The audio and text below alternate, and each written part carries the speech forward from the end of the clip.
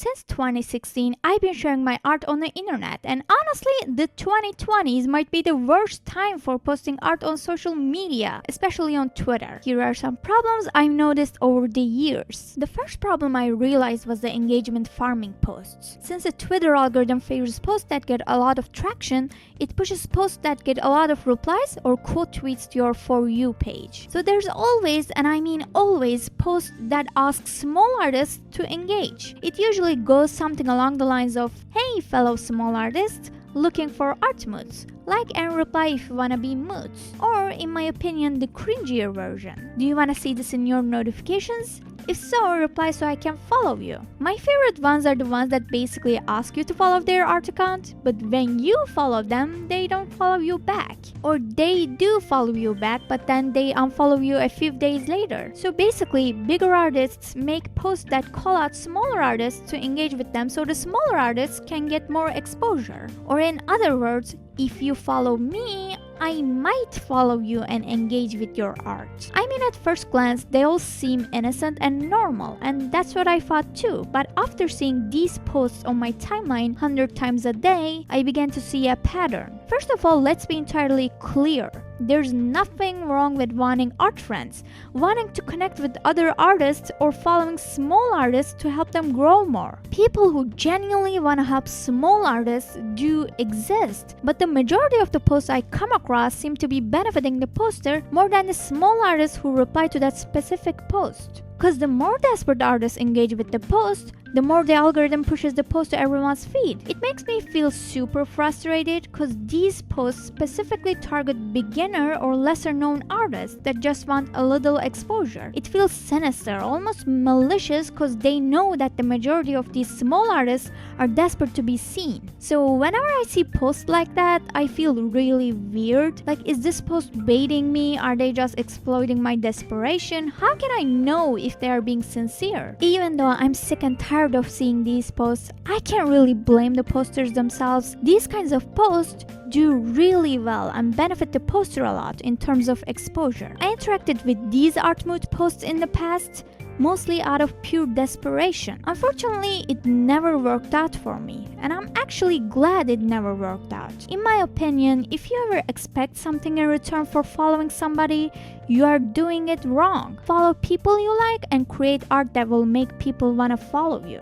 That's the ideal, but it's quite hard to achieve, which correlates to my other point about the very structure of Twitter itself. It's not quite artist-friendly, to say the least. The lifespan of a post doesn't last that long anymore on Twitter. For every second you spend scrolling, there are thousands and even millions of posts that fight for your attention. When you post new art, its lifespan is usually 1 or 2 days, 3 days at best. It's really rare to see someone's old art suddenly gain traction after months or even years. So to stay relevant, you have to post constantly or just retweet your old stuff. Well, if it was another niche, like cat memes for example, it wouldn't be such a hassle to post 4 times a day, because you know the internet is overflowing with funny cat memes. But in the art niche, oh brother, you have to either A, be an art god, B, draw 10 hours a day every day and burn yourself out, or C, sacrifice quality for quantity. Call me old school or whatever, but I think good art takes time. I think social media sorta ended up killing the authenticity of art and turned it into the art version of fast fashion. All that work only to get just 1 to 2 days worth of attention,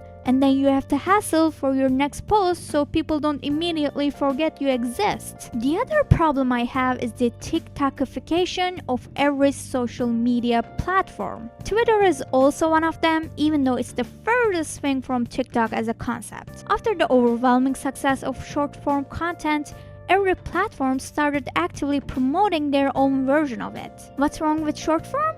Oh, nothing. It only shortens people's attention span to goldfish levels and forces artists to choose between being just an artist and being a whole content creator. So it's not enough to make some really good art, post it and then call it a day. You have to find ways to promote it, make a short how-to video or a time-lapse video, make a script for it, edit it, follow the trends and memes and so on. And maybe, just maybe, it might hit the algorithm and make it to everyone's For You page. Speaking of the For You page, I feel like it completely transformed Twitter as a whole. It basically turned Twitter's follower-based economy into an algorithm-based one. If one of your posts goes viral and makes it to the For You page, naturally you will gain a lot of followers and engagement. But at the same time, the followers you gain won't see your stuff as often because they will be scrolling through their For You page. If your followers that you worked hard to earn don't see your stuff, then what's the point of having them in the first place? Now that Twitter's algorithm is based on whatever is viral at the time, posting your art feels like playing Russian roulette,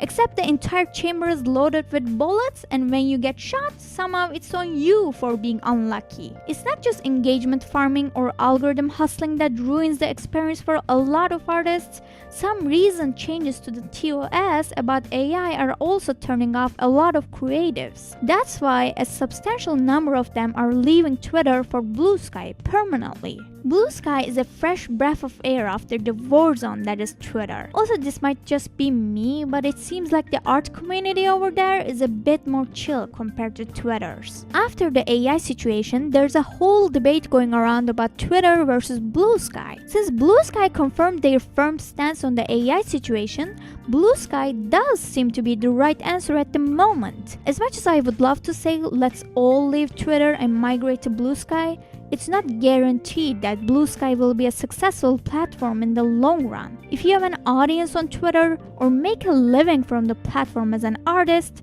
I suggest that you diversify your social media platforms instead of moving to Blue Sky altogether. I know that sounds like a ton of work. It's already difficult to consistently pump out art on just 1 or 2 platforms, let alone 3 or more. But I'm a firm believer in not putting all of your eggs in just one basket. Gone are the times where being just an artist on just one platform would be enough to put bread on the table. Managing multiple platforms and being a jack of all trades are the bare minimum if you want to survive as an artist these days. If you want to become a full-time artist, that is. Becoming a full-time artist and starting from scratch right now on Twitter or any other social media platform seems like a very, very risky play to make.